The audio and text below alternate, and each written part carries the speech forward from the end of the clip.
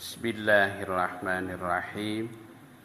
Assalamualaikum warahmatullahi wabarakatuh.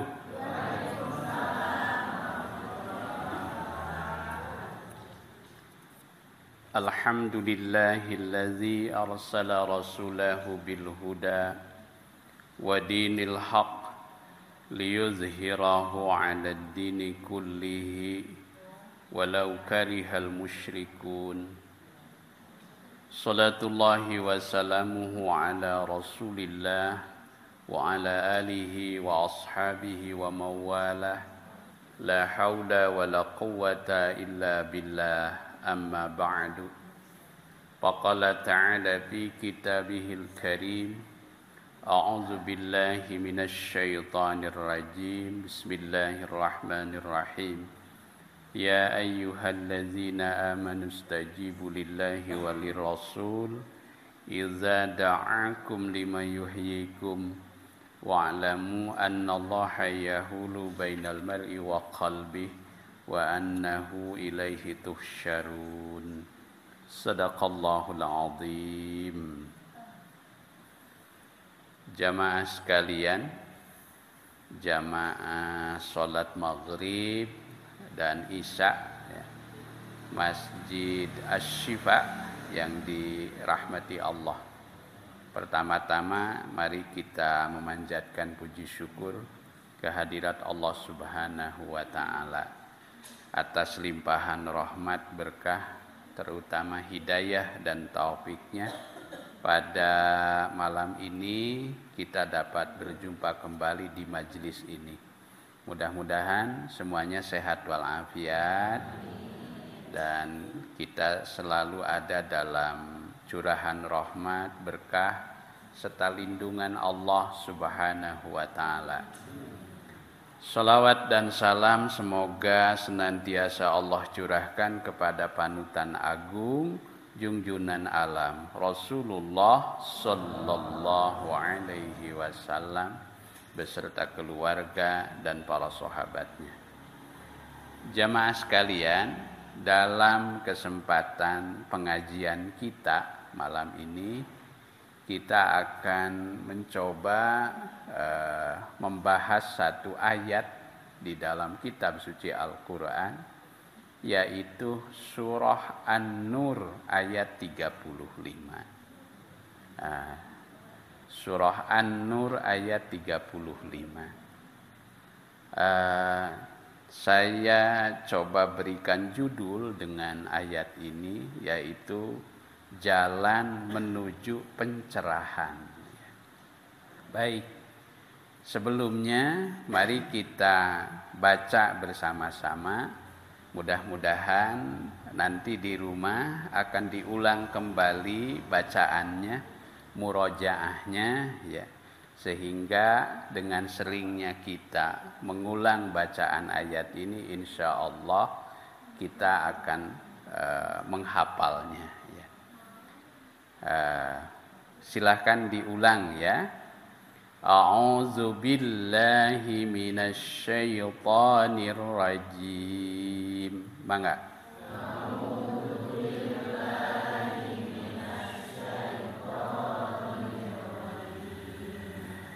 Bismillahirrahmanirrahim.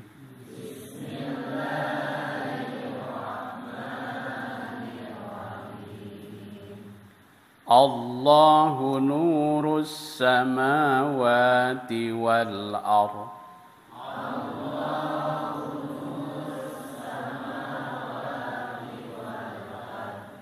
Masalu nurihi kamishkatin fiha misbah. Masalu nurihi, mangga. Kamishkatin fiha misbah. Al-misbahu fi zujajah Az-zujajatu ka'annaha kaukabun dhurriyyun yuqadu min syajaratin mubarakatin zaitunatin la syarqiyatin wala gharbiyah yakadu zaituha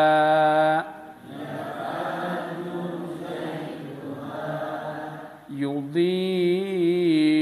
walau lam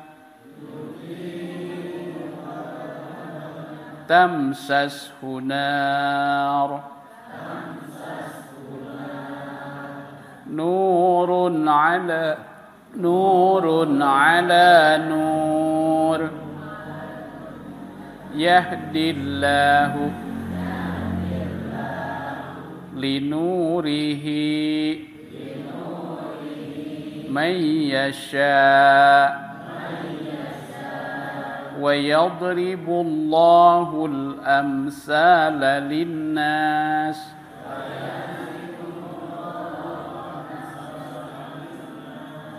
wallahu bikulli syai'in alim.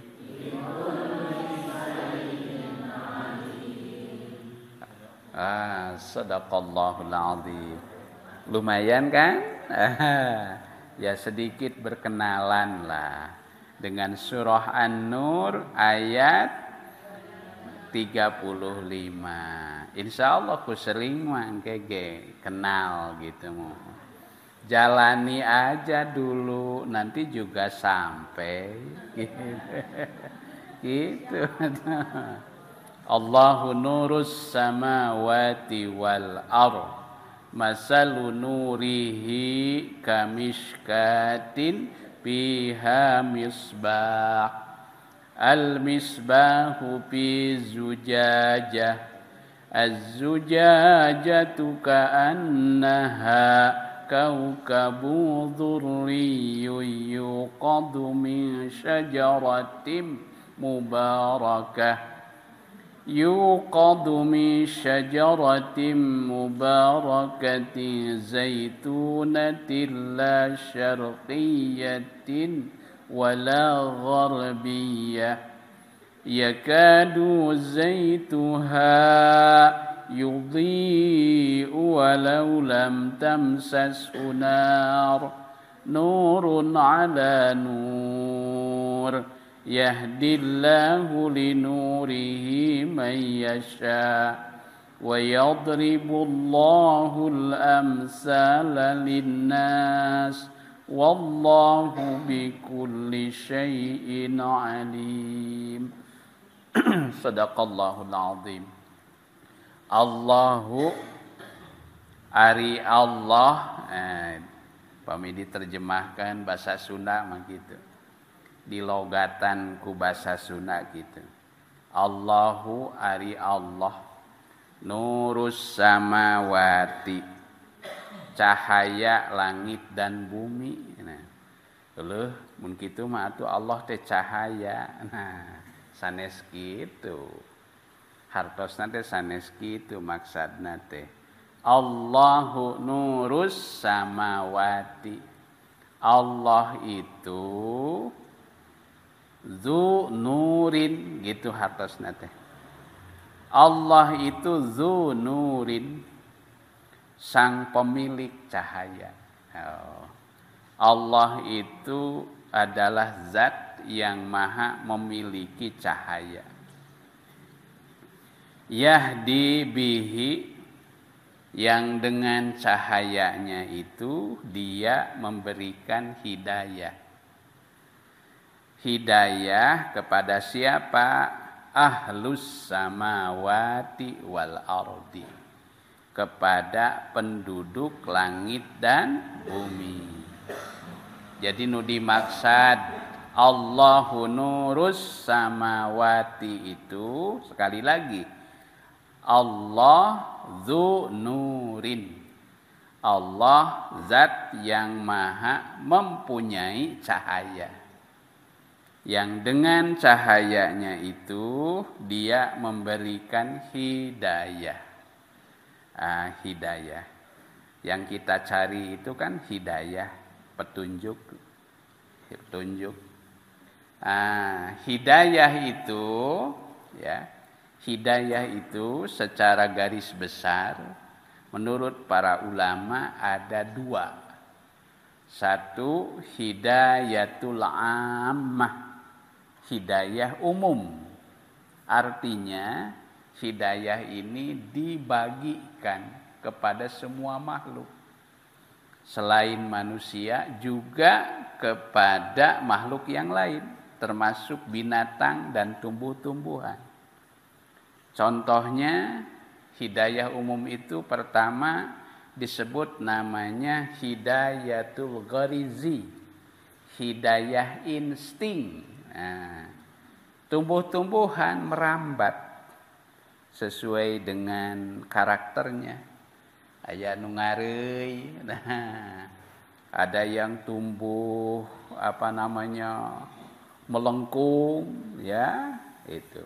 Nah itu ternyata bisa tumbuh demikian itu karena hidayahnya dari Allah. Disebut namanya hidayah insting, hidayah naluri, ya. Nah, yang kedua adalah hidayatul hawas, hidayah indrawi, yaitu hidayah berupa indra seperti kita bisa melihat. Kita melihat, ya. Kemudian juga kita bisa mendengar suara. Itu hidayah karena hidayah Allah. Itu disebut namanya hidayatul hawas, hidayah indrawi. Dengan lidah kita bisa merasa. Dengan hidung kita bisa mencium. Mencium. Bau ya teh naonnya. Nah, itu. Ruas itu mohon tiba-tiba kita tidak merasakan penciuman, tidak merasakan tidak merasakan ini dekaraos si asin dekaraos, ruas buat teuing kopi, itu ruas tah. Nah cenah uyah teh asa teu pangset, gitu. Sok ruas itu. Nah cenah ieu teh asa teu ngame tuh. Sampai di situ kita sudah kaget kan gitu. Oh tah. Itu. Karena itu baru kita sadar bahwa mencium, merasa itu adalah bagian dari hidayah Allah Subhanahu wa ta'ala. Yang ketiga, hidayatul akli, hidayah akal. Hidayah akal. Dengan petunjuk akal, maka kita bisa membedakan mana yang baik, mana yang buruk, mana yang benar, mana yang salah, mana yang kira-kira membawa kebaikan, mana yang kira-kira membawa kerusakan. Yang bisa membedakan semua itu karena hidayah akal. Nah, gitu. Hidayah akal. Numawi kita sangat bersyukur kepada Allah ketika kita dikaruniai nikmat akal, ya, nikmat akal. Nah, dalam hubungan inilah jamaah sekalian, maka salah satu tujuan diturunkannya syariat agama dalam Islam adalah apa? Hibdul akli, untuk memelihara keutuhan akal. Janten upami akal orang terganggu ya, tidak berfungsi dengan baik, nah maka itu pertanda salah satu kenikmatan Allah itu telah hilang. Bahkan dalam uraian para ahli tafsir, ternyata ketika akal sudah berfungsi dengan sempurna, itu sesungguhnya menjadi cahaya bagi kehidupan. Itu. Jadi ketika akal sudah berfungsi dengan sempurna, maka dengan akal itu selain kita bisa membedakan mana yang baik, mana yang buruk, mana yang membawa kemaslahatan, mana yang kira-kira akan menimbulkan kerusakan, bahkan dengan akal pula, maka kita bisa memahami hakikat kebenaran. Dengan akal pula kita bisa memecahkan persoalan. Memecahkan persoalan itu hidayah akal. Karenanya dalam salah satu ayat dalam Al-Quran disebutkan salah satu penyesalan ahli neraka nanti di akhirat itu adalah ketika seseorang dulu selama hidupnya di dunia dia tidak memfungsikan pendengaran dan akalnya dengan baik gitu.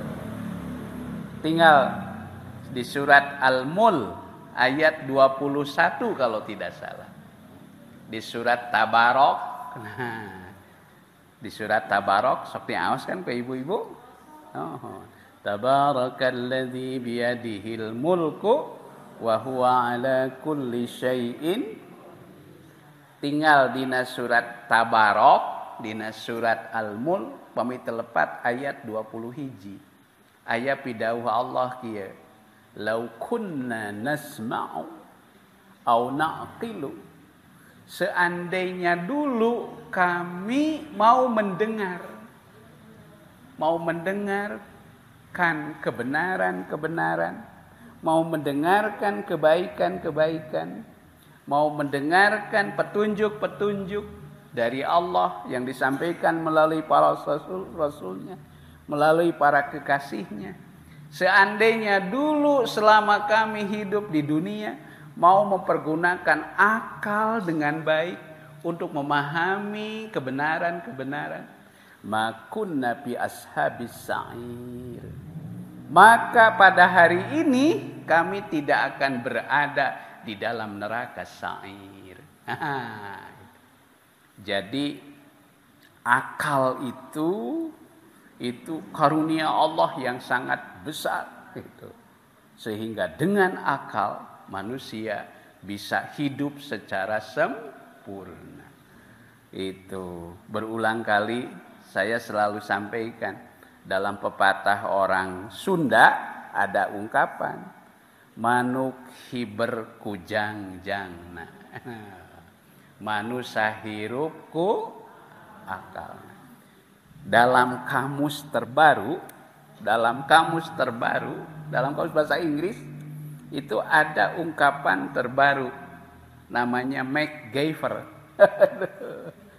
MacGyver. Itu sekarang MacGyver itu menjadi kamus dan menjadi bahasa kamus. Itu artinya seseorang yang bisa menyelesaikan persoalan itu dengan baik, secara cermat, secara tepat. Gitu. Itu maka orang yang berakal itu sering disebut namanya orang yang berakal sempurna itu sering disebut namanya jenius. Itu guru kami seorang kiai yang sederhana di kampung dulu. Beliau berpikir gimana caranya untuk mengatasi persoalan penduduk sekitar yang mengalami kekeringan. Kemudian beliau berpikir ketika itu masih serba sederhana. Akhirnya membawa rombongan beberapa orang santri ke hutan untuk mengambil bambu. Mengambil bambu, ya. Terus dikumpulkan, dipilih bambu yang terbaik, kemudian beliau membuat semacam hidrolik.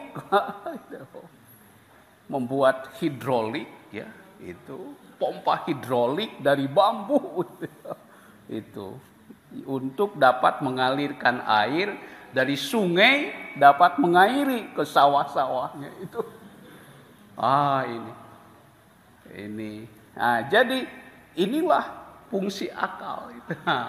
Sehingga dengan hasil karyanya itu, penduduk sekitar itu, sawahnya yang kekeringan itu bisa teraliri. Nah, inilah karunia Allah Subhanahu wa ta'ala.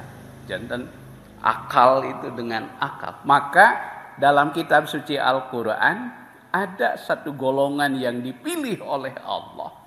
Namanya golongan orang yang berakal budi.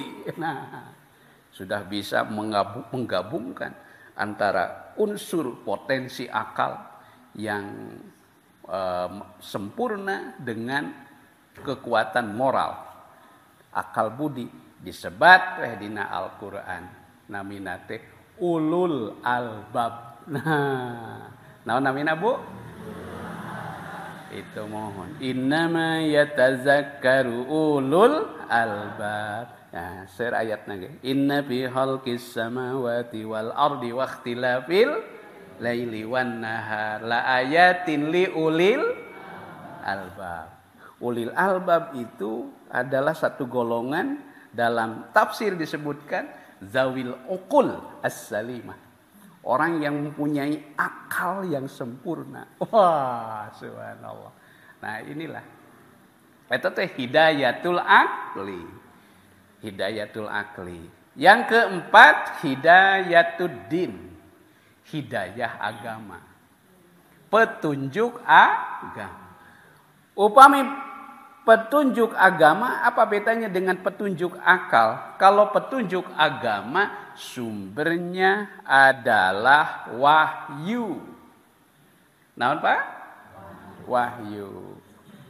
Hidayatuddin, petunjuk agama, hidayah agama itu sumbernya adalah wahyu. Wahyu.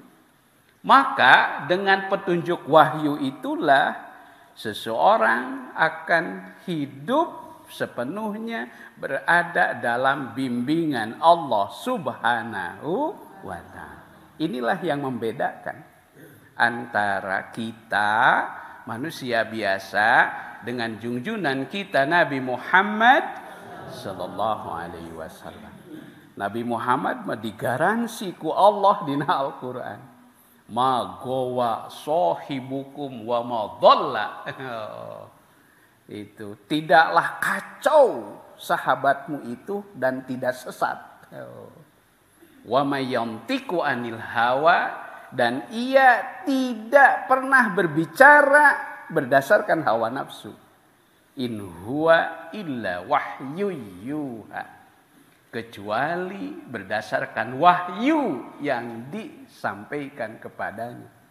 Allamahu syadidul quwa, yang diajarkan kepadanya oleh seseorang yang syadid, yang kuat dan perkasa. Siapakah dia? Malaikat Jibril alaihis salam. Itulah ayatnya. Itu allamahu syadidul quwa, yang diajarkan oleh seseorang yang kuat, kokoh dan perkasa. Itulah malaikat Jibril alaihi salam. Nah, inilah hakikat agama. Dan agama mah sumbernya, dasarnya adalah wahyu. Nah, di ayat yang lain menegaskan Rasulullah SAW itu dalam kesehariannya sesungguhnya beliau itu adalah manusia biasa, sama seperti kamu, kata Allah dalam Al-Quran. Innama ana kul, katakanlah olehmu wahai Muhammad, innama ana, sesungguhnya aku ini adalah manusia, basyarun mislukum, sama seperti kamu. Jadi Nabi Muhammad dalam kesehariannya itu sama seperti kita. Dalam arti suka makan, suka minum, suka berpakaian, berkeluarga, berjalan di pasar-pasar. Jigana upami ayeuna tos aya mall mah gitu. Anjeunna ge mungkin. Jadi basyarun sama seperti kamu. Bedanya apa? Yuha ilayya. Bedanya adalah diwahyukan kepadaku. Dan inti ajaran wahyunya adalah apa? Annama ilahukum ilahu wahid. Bahwa sesungguhnya Tuhanmu itu adalah Tuhan yang Maha Esa. Jadi inilah yang disebut namanya hidayatuddin. Dengan demikian hidayah umum itu tadi 4. 1 hidayatul gharizi, insting. Yang kedua hidayah indrawi. Yang ketiga hidayah akal. Yang keempat hidayah agama. Ini semuanya sesungguhnya dibagikan kepada semua makhluk. Sadayana ge kabagean. Kantun kersa diajarna. Kantun kersa mengamalkannya. Nah, yang berat, yang mahal adalah hidayatul khassah. Hidayah khusus. Sok disebat oge hidayatul maunah. Hidayah pertolongan. Hidayah pertolongan. Sok disebat oge ke sebagian ulama hidayatut taufik. Apa hidayah khusus, hidayah maunah, hidayah taufik itu? Yaitu ketika seseorang dengan hidayah, dengan bekal hidayah yang umum tadi diberi kemudahan, diberi kebesaran jiwa, diberi kelapangan dada, diberi kejembaran mana untuk menerima Islam dengan penuh keridoan, untuk memahami Islam dengan penuh ketekunan. Dengan penuh ketekunan, semangat. Itu. Orang yang diberi hidayah mah dia akan selalu bersemangat untuk mencari kebenaran. Tidak ada matinya. Tidak ada lelahnya. Karena semangatnya itu selalu membara. Itu. Kadang-kadang ada seorang guru, eta mah guru teh ku teu katinggal capek. Mohon. Padahal los didamel begitu luar biasa mohon. Itu malah santri di pasantren teh anu ngaleh-leh. Malah santri anu eleh gitu. Araneheun eta ge cenah. Aneh ieu mah cenah guru teh ieu. Itu sapertos teu seperti tidak lelah. Oh, ternyata dina kitab Ta'lim Muta'alim, kitab tuntunan belajar dan mengajar, ada ungkapan bahwa orang yang malas itu katanya, itu orang yang malas itu al-kaslanu, seorang yang malas itu sesungguhnya didasari karena apa? Min qillatit ta'ammuli, itu karena sedikitnya semangat dia gitu. Orang itu bisa malas itu karena apa? Karena minimnya semangat. Liqillatit ta'ammuli, karena minimnya semangat untuk menggapai ketinggian derajat ilmu dan keutamaan-keutamaannya. Itu rupina mohon. Karena itu orang yang dikaruniai hidayah itu dia selalu bersemangat untuk mencari kebenaran. Inilah yang disebut namanya hidayatut taufik. Digambarkan di dalam Al-Quran, orang yang mendapatkan hidayatul khassah itu seperti digambarkan di surah Al-An'am ayat 125. Bidawa Allah, Paman yuridillah ayyahdiyahu. Maka sing saha jalmi barang siapa yang dikehendaki oleh Allah untuk dituntun ke jalan hidayahnya, yashrah sadrahu lil Islam. Allah lapangkan dadanya, Allah besarkan jiwanya, Allah jembarkan manahnya untuk Islam. Dalam arti untuk meyakini Islam, untuk memahami Islam. Oh, gitu. Memahami Islam. Islam dipahami dengan sebenar-benarnya, dengan sebaik-baiknya.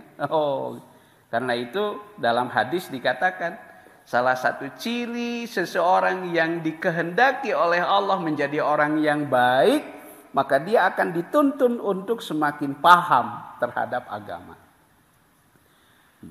May yuridillahu bihi khairan, barang siapa yang dikehendaki oleh Allah menjadi orang yang baik, yufaqihu fiddin, maka dia akan diberikan kepahaman dalam urusan agama. Sehingga insya Allah orang yang paham itu tidak mudah salah paham. Orang yang salah paham itu kenapa? Karena pahamnya salah. Gitu. Orang itu bisa salah paham karena pahamnya salah. Gitu. Nah, karena itu orang yang memahami ajaran agama dengan tuntas, dengan benar, dengan baik, maka dia derajatnya sama dengan orang yang berjihad di jalan Allah Subhanahu wa ta'ala. Oh, itu. Kesimpulannya adalah apa? Sampai di sini kita melihat. Karena itu seseorang yang dikaruniai hidayah dengan nur hidayah Allah Subhanahu wa ta'ala, maka dia digambarkan dalam ayat berikutnya, masalu nurihi kamishkatin. Perumpamaan cahaya hidayah Allah itu kamishkatin, seperti miskat. Itu apa itu miskat? Miskat. Cahaya masuur. Oh, bahkan baranang cahaya. Oh, baranang. Kantenan di Cigiring sing meninggal ke handap. Wah, gitu. Ketinggal tuh baranang cahaya. Apakah itu bisa dikatakan miskat? Teu acan tangtos. Eta mah disebatna dina Al-Qur'an teh anu ting burinyai nu kitu mah nya. Disebatna teh zina. Zinatun. Pernak-pernik.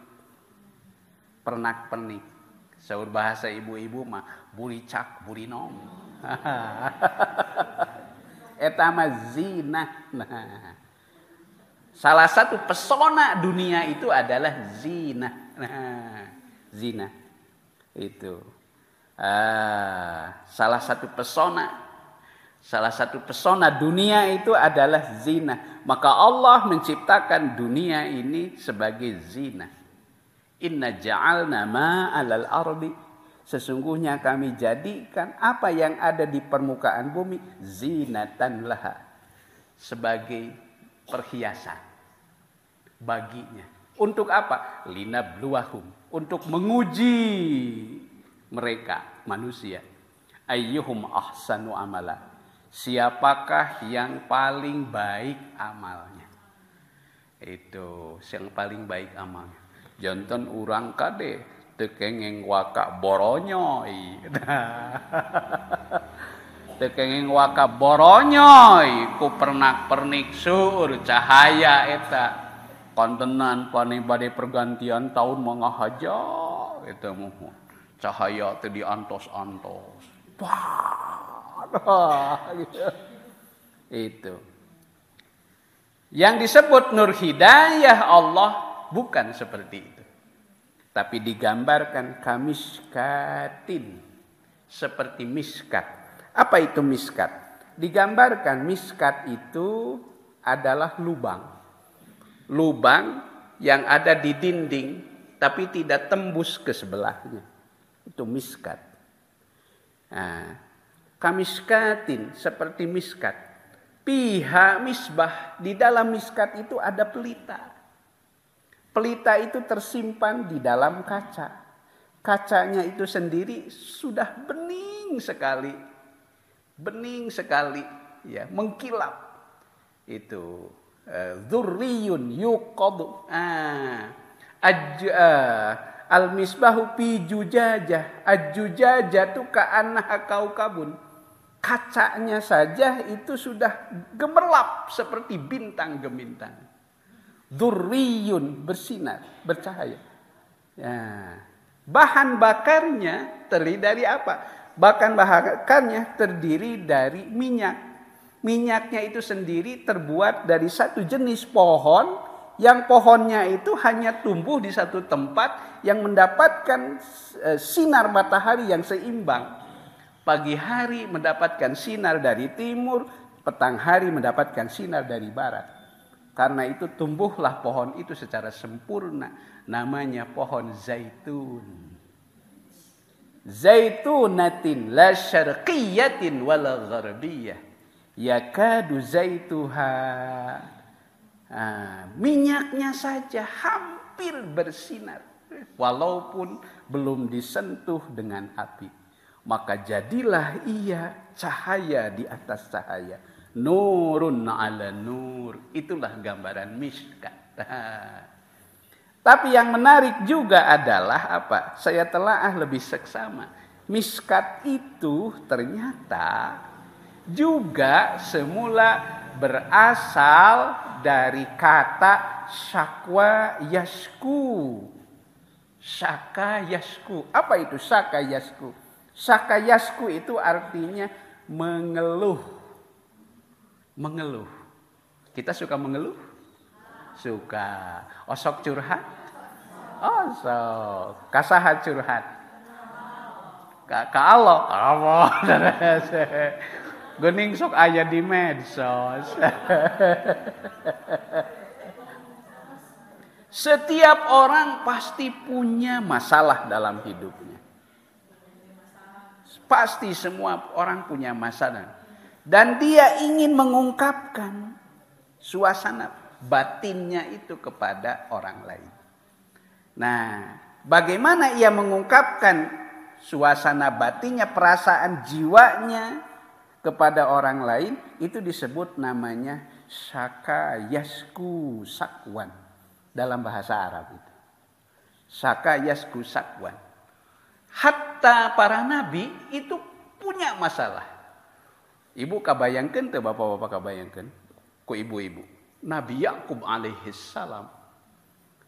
Bisa kita bayangkan bagaimana ia punya beban masalah yang sangat berat ketika putra yang sangat dicintainya, siapa namanya?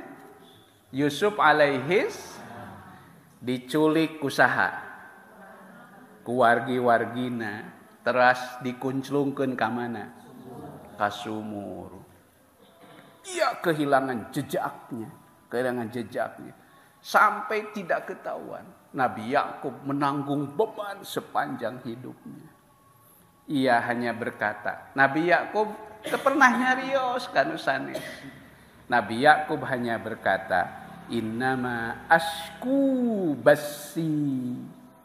Sesungguhnya aku hanya ingin mengungkapkan perasaan sedihku, beban deritaku. Oh, itu nganggo syaka yasku.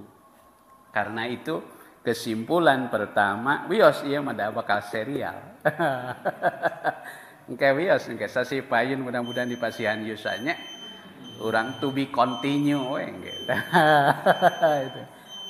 Kesimpulan sementara, ternyata kita manusia pada dasarnya punya beban yang harus dicurahkan, dikeluarkan. Bagaimana cara kita untuk mencurahkan beban jiwa kita? Kepada siapa kita harus mencurahkan suasana keadaan jiwa kita? maka kesimpulannya tidak ada tempat kita mengadu kecuali kepada sumber segala pencerahan, sumber kekuatan energi kehidupan, yaitu siapa? Allah Subhanahu. Maka kiat dasarnya pertama kita meningkatkan itu satu. Yang kedua, kiat dasarnya adalah kita meningkatkan terutama melalui ibadah sholatnya utamina di masjid. Kanggo pameget. Nah, kanggo istri mah tiasa sawaktos. Tapi pameget dituntuna teh kedah sholat di masjid, Pak Udin. Rijalun la tulhihim tijarah. Jangan pameget mah sholatna di upami pameget sering na sholat di bumi gentos anggoanana kumu kena. Itu. Terakhir, kiat dasar untuk menghadirkan pencerahan, yaitu kita berusaha meminimalisir kemaksiatan. Imam Syafi'i rahimahullah bertanya kepada gurunya Waqi. Kata beliau, syakautu Waqi, aku mengadukan persoalanku kepada Waqi. Apa persoalan yang dirasakan oleh Imam Syafi'i? Bisu'i hifdi, dengan buruknya hafalanku. Jadi hiji waktu Imam Syafi'i merasakan hafalannya kurang mantap. Maka ia bertanya, guru, apa kira-kira yang menyebabkan terjadinya buruknya hafalanku? Pak Arsyadani, lalu kata Imam Syafi'i, Waqi memberikan bimbingan kepadaku bitarkil ma'asi, supaya aku meninggalkan maksiat. Pak Akhbarani, lalu dia mengabarkan kepadaku bi annal ilma nurun, karena sesungguhnya ilmu itu hakikatnya adalah nur, adalah cahaya. Wa nurullah, dan cahaya Allah tidak akan diberikan kepada orang yang senang berbuat maksiat. Mudah-mudahan orang ditebihkan ku Allah Subhanahu. 3 kiat dasar itu, sementara mudah-mudahan kita semua bisa mengamalkannya. Sareng urang tiasa kenging pencerahan. PR kanggo sadayana engke aos di bumi ayat nu tadi. Insya Allah urang teraskeun kajianana dina sasih nu bakal dongkap. Mudah-mudahan urang dipasihan yuswa ku Allah Subhanahu wa ta'ala. Rabbana innana sami'na munadiya yunadi lil iman an aminu bi rabbikum fa amanna. Rabbana faghfir lana dzunubana wa kaffir 'anna sayyi'atina wa tawaffana mal abrar. Rabbana taqabbal minna innaka antas samiul alim wa tub 'alaina innaka antat tawwabur rahim.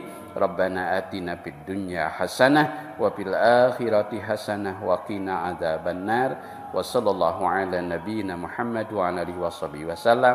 Walhamdulillahi rabbil alamin. Assalamualaikum warahmatullahi wabarakatuh.